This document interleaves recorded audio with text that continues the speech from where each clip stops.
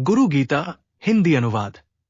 अचिंत्य, अव्यक्त स्वरूप वाले, निर्गुण होकर भी गुणों के आधार, संपूर्ण जगत के आधारभूत ब्रह्मा को नमस्कार है।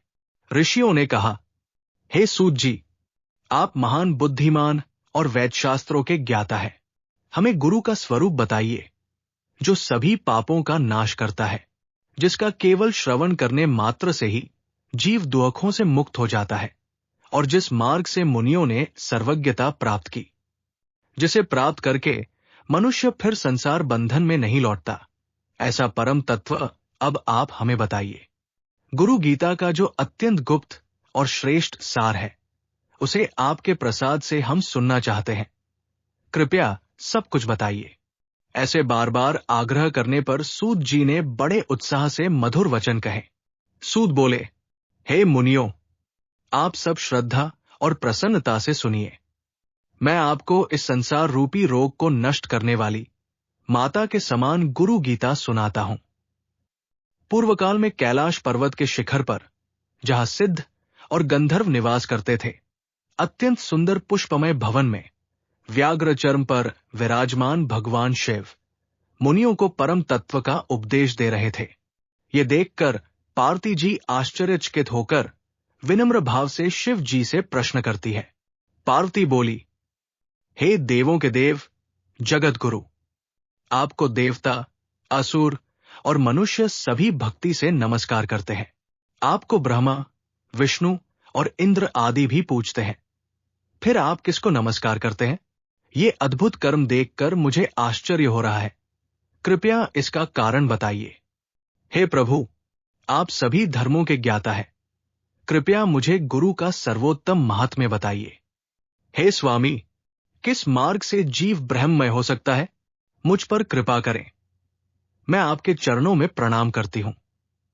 इस प्रकार प्रार्थना करने पर महादेव प्रसन्न होकर पार्वती से बोले। शिव बोले, हे देवी, ये अत्यंत गुप्त रहस्य है। इसे पहले कभी किसी से नहीं कहा गया, परंतु तुम्हारी भक्ति के कारण मैं इसे कहता हूं। तुम मेरा ही स्वरूप हो, इसलिए मैं तुम्हें यह बताता हूं। यह प्रश्न लोक कल्याणकारी है। जिसकी भगवान में जैसी भक्ति होती है, वैसी ही गुरु में भी होती है। उसी महात्मा के लिए यह ज्ञान प्रकट होता है। जो गुरु है वही शिव है, और जो शिव है वही गुरु है। जो इनमें भेद करता है, वो महान पाप का भागी होता है। तीनों लोकों में गुरु से बढ़कर कुछ भी दुर्लभ नहीं। गुरु ही ब्रह्मा है, ये सत्य है।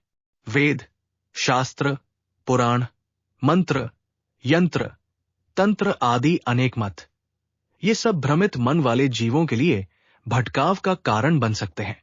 जप, तप, व्रत, तीर्थ, यज्ञ, दान, यदि गुरु तत्व का ज्ञान नहीं है तो ये सब व्यर्थ है। गुरु के ज्ञान से बढ़कर कुछ नहीं है। इसलिए ज्ञानी लोग गुरु प्राप्ति का प्रयास करें। ये संसार माया और अज्ञान से बना है, और गुरु की कृपा से ही सच्चा ज्ञान प्राप्त होता है, जिसके चरण कमल संसार के दुखों को दूर करते हैं और भवसागर से पार उतारते हैं। ऐसे गुरु को मैं प्रणाम करता हूं। गुरु की कृपा से ही जीव ब्रह्मा स्वरूप बनता है और पापों से मुक्त होता है। गुरु के चरणों का जल पीने और सिर पर धारण करने से तीर्थ स्नान का फल मिलता है और पाप नष्ट होते हैं। गुरु चरणोदक अज्ञान को दूर करता है और जन्म मरण के बंधन समाप्त करता है। गुरु का स्मरण, नाम जप, चरण सेवा, ये सब भगवान शिव के स्मरण के समान है। गुरु की कृपा से ही शोक और मोह समाप्त होते हैं और अज्ञान दूर होता है। गुरु ही काशी, गंगा, गया और विष्णुपद के समान पवित्र है। सदैव गुरु का ध्यान, नाम जप, आज्ञा पालन करना चाहिए और अन्य किसी को श्रेष्ठ नहीं मानना चाहिए। गुरु ही ज्ञान का स्रोत है। गु अंधकार, अज्ञान है और रु प्रकाश, ज्ञान है। इसलिए गुरु अज्ञान का नाश करने वाला है। गुरु पद देवताओं के लिए भी दुर्लभ है। इसलिए गुरु की सेवा करनी चाहिए। मन, वचन, कर्म से गुरु की सेवा करें और अपना सर्वस्व गुरु को अर्पित करें। गुरु ही ब्रह्मा, विष्णु, महेश है। उनसे बढ़कर कुछ नहीं। ये शरीर नश्वर और दुखों का घर है। गुरु ही संसार से पार उतारने वाले हैं। गुरु ब्रह्मा, विष्णु, महेश है। गुरु ही परम ब्रह्मा है। गुरु ज्ञान रूपी अंजन से अज्ञान का अंधकार दूर करते हैं। गुरु ही समस्त जगत में व्याप्त है। वही सत्य, चैतन्य और आनंद स्वरूप है। जो गुरु को जानता है वही वास्तव में ज्ञानी है। गुरु ही कारण और कार्य दोनों है। गुरु संसार सागर से पार उतारते हैं और जीवन के सबसे बड़े मित्र है। गुरु ही विश्व है और विश्व गुरु में स्थित है। वही मार्ग दिखाने वाले हैं। गुरु की मूर्ति ध्यान का मूल है। उनके चरण पूजा का आधार, उनका वचन मंत्र है और उनकी कृपा मुक्ति का कारण है। गुरु चरणों की सेवा से हजारों तीर्थों का फल मिलता है। जैसे भौंरा एक फूल से दूसरे फूल पर जाता है, वैसे ही ज्ञान का इच्छुक शिष्य गुरु बदल सकता है। गुरु का स्वरूप वाणी और मन से परे है। उनकी भक्ति से आत्मज्ञान प्राप्त होता है।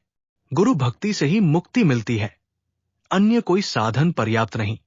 जो गुरु सेवा से दूर है वे ज्ञान प्राप्त नहीं कर सकते। इस प्रकार स्कंद पुराण के उत्तरखंड में उमा महेश्वर संवाद में गुरु गीता का प्रथम अध्याय समाप्त होता है। हे महादेवी, अब वो ध्यान सुनो जो सभी आनंद देने वाला है, सभी सुख प्रदान करने वाला है और भोग तथा मोक्ष दोनों देने वाला है। मैं उस गुरु का स्मरण करता हूं, भजन करता हूं, वर्णन करता हूं और नमस्कार करता हूं, जो परम ब्रह्मा स्वरूप है, जो ब्रह्मानंद स्वरूप, परम सुख देने वाले, केवल ज्ञान मूर्ति, द्वंद्व से परे, आकाश के समान व्यापक, तत्वमसी आदि महावाक्यों से ज्ञेय, एक, नित्य, निर्मल, अचल, बुद्धियों के साक्षी, भाव से परे और त्रिगुण रहित है। ऐसे सद्गुरु को मैं नमस्कार करता हूं। हृदय कमल के मध्य सिंहासन पर विराजमान, चंद्रमा की शीतल ज्योति जैसे प्रकाशमान, सच्चिदानंद स्वरूप, इच्छित वर देने वाले गुरु का ध्यान करना चाहिए। जो श्वेत वस्त्रधारी, श्वेत चंदन से अलंकृत, मोतियों से विभूषित, प्रसन्न, दो नेत्रों वाले, बाएं भाग में दिव्य शक्ति सहित, मंद मुस्कान वाले और पूर्ण कृपा के भंडार है। जो ज्ञान स्वरूप, आनंदमय, प्रसन्न, योगियों द्वारा पूजनीय और संसार रूपी रोग के वैद्य है। ऐसे श्री गुरु को मैं नित्य नमस्कार करता हूं। मैं उन गुरुओं के चरण कमलों को प्रणाम करता हूं जिन्होंने आत्मानंद का सागर दिखाया और जिनकी कृपा से संसार रूपी विश्व शांत हो जाता है, जिसमें सृष्टि, स्थिति, संहार, निग्रह और अनुग्रह ये 5 कार्य निरंतर होते हैं। ऐसे गुरु की उपासना करनी चाहिए। गुरु का ध्यान उस स्थान में करना चाहिए जहां ब्रह्मरंध्र में कमल है, उसके मध्य चंद्रमंडल है, सहस्रार चक्र में त्रिकोण में स्थित है, जो नित्य, शुद्ध, निराकार, निरंजन, चिदानंद स्वरूप ब्रह्मा है। ऐसे गुरु को मैं नमस्कार करता हूं। गुरु संपूर्ण जगत की सृष्टि के आधार है। वे वेदों के ज्ञाता, सत्य के दृष्टा, मोक्ष मार्ग के प्रदर्शक और करुणा की वर्षा करने वाले हैं। उनकी दिव्य दृष्टि सदैव मुझ में बनी रहे। गुरु से बढ़कर कुछ नहीं। ये शिव, विष्णु और ब्रह्मा के आदेश से सिद्ध है। इस प्रकार गुरु का ध्यान करने से स्वयं ज्ञान उत्पन्न होता है और गुरु के उपदेश से मैं मुक्त हूं ऐसा भाव होता है। गुरु द्वारा बताए मार्ग से मन को शुद्ध करना चाहिए और संसार की अनित्यता को समझकर उससे वैराग्य करना चाहिए।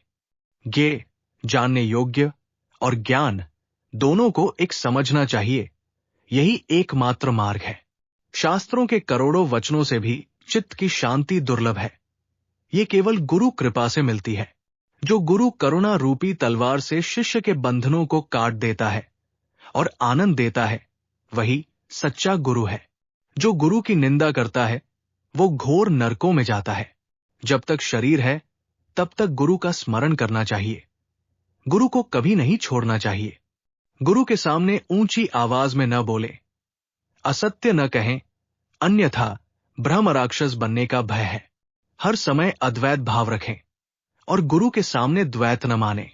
जब तक संसार का स्मरण मिट न जाए तब तक गुरु की पूजा करते रहें, तभी मोक्ष मिलता है। यदि कोई गुरु को छोड़ देता है तो अंत समय में उसे कष्ट होता है। गुरु की आज्ञा बिना कार्य न करें, उनके पीछे चलें, उनकी छाया न लांघे, उनका अनादर न करें।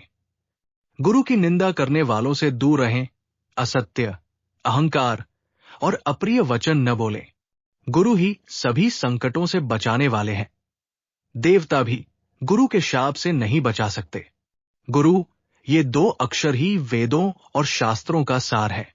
सच्चा सन्यासी वही है जो गुरु की सेवा से ज्ञान प्राप्त करता है, केवल वेश धारण करने वाला नहीं। जो ब्रह्मा का साक्षात्कार करता है वही गुरु कहलाने योग्य है। गुरु की कृपा से आत्मज्ञान होता है। मैं उस जगत व्यापी सच्चिदानंद स्वरूप निराकार गुरु को प्रणाम करता हूं। हृदय में स्थित शुद्ध प्रकाशमान ब्रह्मा का ध्यान करें और मैं वही हूं ऐसा अनुभव करें। मैं अजन्मा, अमर, अविनाशी, चिदानंद स्वरूप हूं, ऐसा आत्मज्ञान प्राप्त होता है। जैसे कपूर में सुगंध स्वाभाविक है, वैसे ही ब्रह्मा का स्वरूप नित्य है। जैसे कीट भृंग बन जाता है, वैसे ही गुरु ध्यान से मनुष्य ब्रह्ममय हो जाता है। पार्वती पूछती है, पिंड, पद, रूप क्या है? शिव बताते हैं, पिंड कुंडलिनी, पदहास, रूप बिंदु और उससे परे निराकार ब्रह्मा है। गुरु ध्यान से मनुष्य ब्रह्ममय हो जाता है। गुरु ही शिव, देवता और आत्मा है। जो निष्प्रिय, शांत और ब्रह्मज्ञानी है वही सच्चा ज्ञानी है। गुरु कृपा से ही परम सुख मिलता है। गुरु मार्ग से ही मोक्ष मिलता है। अभ्यास से पाप नष्ट हो जाते हैं। ब्रह्मा निराकार और सर्वव्यापक है। वही गुरु रूप में सृष्टि करता है। गुरु की कृपा से मनुष्य शांत, संतुष्ट और मुक्त हो जाता है। जहां वह रहता है वो स्थान पवित्र हो जाता है। गुरु मार्ग ही मुक्ति का मार्ग है। वेदों का अध्ययन भी गुरु के बिना अधूरा है। गुरु ज्ञान के बिना पूजा और कर्म व्यर्थ है। गुरु प्राप्ति ही सर्वोत्तम लाभ है। गुरु के बिना मनुष्य अज्ञान में रहता है। इसलिए सच्चे गुरु का आश्रय लेना चाहिए और मिथ्या गुरुओं से बचना चाहिए। पाखंडी, दुष्ट, क्रोधी, हिंसक, कपटी ऐसे लोगों को गुरु नहीं मानना चाहिए। गुरु ज्ञान योग्य शिष्य को ही देना चाहिए। गुरु से प्राप्त ज्ञान पापों का नाश करता है। गुरु की वस्तुओं और मंत्रों को गोपनीय रखना चाहिए। गुरु के चरणों में संपूर्ण समर्पण करना चाहिए। ज्ञान के बिना कर्म व्यर्थ है। ज्ञान से ही कर्म का बंधन समाप्त होता है। गुरु गीता का पाठ, श्रवण या लेखन महान फल देता है। ये पाप और दरिद्रता का नाश करती है। ये अकाल मृत्यु, भय, रोग, बाधा आदि को दूर करती है और सिद्धि देती है। शुद्ध आसन पर बैठकर एकाग्र मन से जप करना चाहिए। दिशा और आसन के अनुसार फल प्राप्त होता है। ये मंत्र वशीकरण, शांति, धन, सफलता और शुभ फल प्रदान करता है। ये ज्ञान का स्रोत है, सौभाग्य देता है, रोग नाश करता है और आयु बढ़ाता है। ये सभी इच्छाओं को पूर्ण करने वाला है, कामधेनु और कल्पवृक्ष के समान। जो इसे लिखकर पूजता है उसे मोक्ष और गुरु भक्ति प्राप्त होती है। सभी संप्रदाय के लोग इसका जप करते हैं। इस प्रकार स्कंद पुराण के उत्तरखंड में उमामहेश्वर संवाद में गुरु गीता का 2वां अध्याय समाप्त होता है। हे सुंदर मुख वाली देवी, अब मैं काम्य जप के स्थान बताता हूं। समुद्र तट, नदी किनारा, तीर्थ स्थान तथा हरिहर, विष्णु शिव के मंदिरों में, शक्ति मंदिर, गौशाला, सभी देवालय, वट वृक्ष के नीचे, आंवले के वृक्ष के मूल में, मठ या वृंदावन में भी, पवित्र निर्मल स्थान में नियम पूर्वक या वैराग्य और मौन भाव से जप आरंभ करना चाहिए। जब से विजय और सिद्धि प्राप्त होती है। निम्न कर्म और निंदित स्थानों को त्याग देना चाहिए। श्मशान, बेल वृक्ष के नीचे, वट वृक्ष के समीप, आम के वृक्ष के पास भी सिद्धि प्राप्त होती है। मोह के लिए पीला आसन, अभिचार के लिए काला, शांति के लिए श्वेत और वशीकरण के लिए लाल आसन बताया गया है। यदि अनुचित आसन पर जप किया जाए तो फल भी तुच्छ मिलता है। यात्रा, युद्ध या संकट में गुरु गीता का जप करने से विजय मिलती है और मृत्यु समय मुक्ति मिलती है। जिसके मुख में गुरु मंत्र होता है उसके सभी कार्य सिद्ध होते हैं। जो ज्ञानी है वो संसार के मूल को नष्ट करने और बंधनों से मुक्त होने के लिए गुरु गीता रूपी जल में स्नान करता है, अर्थात जप करता है। सद्गुरु स्वयं ब्रह्म ज्ञानी है। जहां वे रहते हैं वो स्थान पवित्र हो जाता है और वहां देवता निवास करते हैं। बैठते, चलते, सोते, जागते जो लोग गुरु गीता का जप करते हैं उनके दर्शन और स्पर्श से ही दिव्य ज्ञान उत्पन्न होता है। जैसे जल में जल और दूध में दूध मिल जाता है, वैसे ही ज्ञानी आत्मा परमात्मा में एक हो जाती है। इस प्रकार ज्ञानी व्यक्ति सर्वत्र एक भाव से रहता है।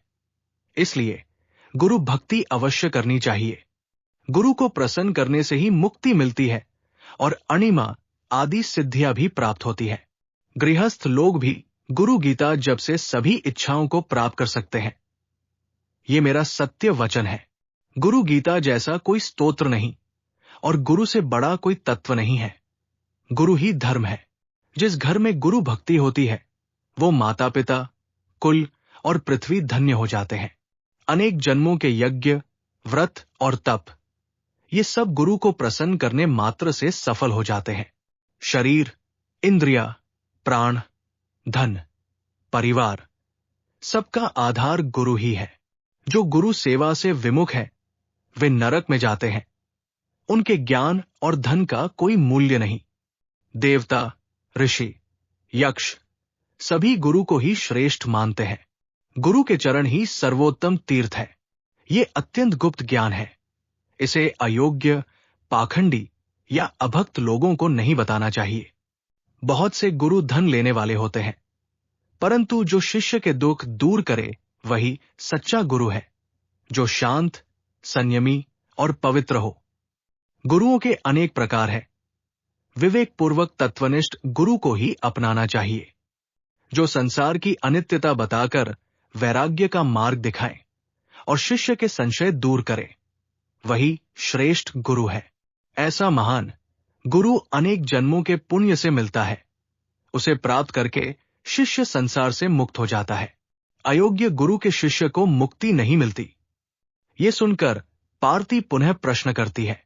पार्वती कहती है, यदि कोई अज्ञानवश गलत गुरु के पास चला जाए तो उसकी क्या गति होगी? शिव कहते हैं, जब व्यक्ति वैराग्यवान होता है तब वो योग्य बनता है और ब्रह्मा का अनुभव कराने वाला ही सच्चा गुरु है। जैसे समुद्र जल का राजा है, वैसे ही सभी गुरुओं में परम गुरु श्रेष्ठ होता है, जो शांत, निरहंकारी और ज्ञानवान हो। जो सिद्धियों को तुच्छ समझे और शिष्य के संशय दूर कर सके वही श्रेष्ठ गुरु है। गुरु नाम का जप करने से पाप नष्ट हो जाते हैं। मृत्यु के समय गुरु ही सहायक होते हैं। गुरु सेवा से देवता भी प्रसन्न होते हैं। गुरु ही परम ज्ञान देते हैं। गुरु के बिना किया गया तप, जप और पूजा व्यर्थ है। लोग भ्रम में देवताओं को अलग अलग मानते हैं। मोक्ष के लिए गुरु की शरण लेना आवश्यक है। गुरु की कृपा से सभी बंधन कट जाते हैं। गुरु भक्ति से पाप नष्ट होते हैं। दीक्षा उसी को मिलती है जिसका मन शुद्ध और विनम्र हो। गुरु दीक्षा ही मोक्ष का मार्ग है। जो गुरु का आश्रय लेता है उसका जीवन सफल होता है। ये ज्ञान केवल श्रद्धावान और योग्य साधक को ही बताना चाहिए। नास्तिक, कृतघ्न, दुष्ट और गुरु निंदक को ये ज्ञान नहीं देना चाहिए। ये गुरु गीता पाप, दुख और जन्म मरण का नाश करने वाली है। गुरु के बिना मुक्ति नहीं। मैं ही सब कुछ हूं, ऐसा ज्ञान गुरु से मिलता है। वही सच्चा पूजनीय गुरु है, जिसका न आदि है न अंत, न रूप है न नाम। वही परम तत्व है, वही गुरु है। नित्य, सत्य, चैतन्य स्वरूप निरंजन गुरु को नमस्कार है, जो ज्ञान का प्रकाश है। गुरु शिव रूप है। वे ज्ञान देने के लिए अनेक रूप धारण करते हैं। उन्हें सभी दिशाओं में नमस्कार करना चाहिए। गुरु आनंद स्वरूप है। उनके वचन संसार रूपी विष को नष्ट करते हैं और शिष्य को पार लगाते हैं। गुरु से बढ़कर कोई देव, पिता या मित्र नहीं। गुरु का अपमान विनाश का कारण है। गुरु शब्द ही महान मंत्र है जो संसार सागर से पार उतारता है। महादेव कहते हैं, ये परम तत्व है, इससे श्रेष्ठ कुछ नहीं। गुरु गीता सर्वोत्तम स्तोत्र है। इस ज्ञान को अयोग्य व्यक्ति को नहीं बताना चाहिए। ये अनेक जन्मों के पुण्य से प्राप्त होता है। गुरु की कृपा से ही आत्मज्ञान होता है। अज्ञान रूपी अंधकार दूर होता है। इस प्रकार गुरु गीता का 3 अध्याय तथा संपूर्ण गुरु गीता समाप्त होती है।